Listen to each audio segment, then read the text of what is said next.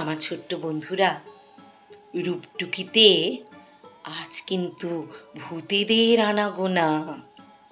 তারা থাকে জঙ্গলে, অন্ধকারে। আর জঙ্গলের ঠিক বাইরে এক বদ্যি বুড়ো থাকে। সে তো মানুষ, কিন্তু তার কর্মকাণ্ড ভূতেদের অবাক ঠেকে।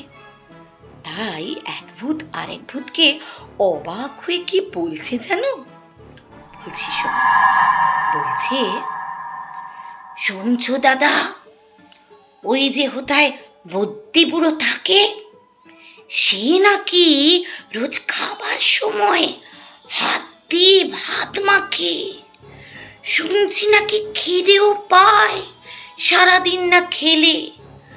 চক্ষু নাকি আপনি বোঝে কোনটি তেমন পেলে।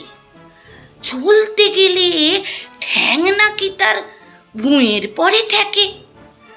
কান দিয়ে সব শোনে নাকি, চোখ দিয়ে সব দেখে। শোয় নাকি সে মুন্ডুখানা শিয়র পানি দিয়ে। হয় কি না হয় সত্যি মিথ্যে, চলো না দেখে গিয়ে।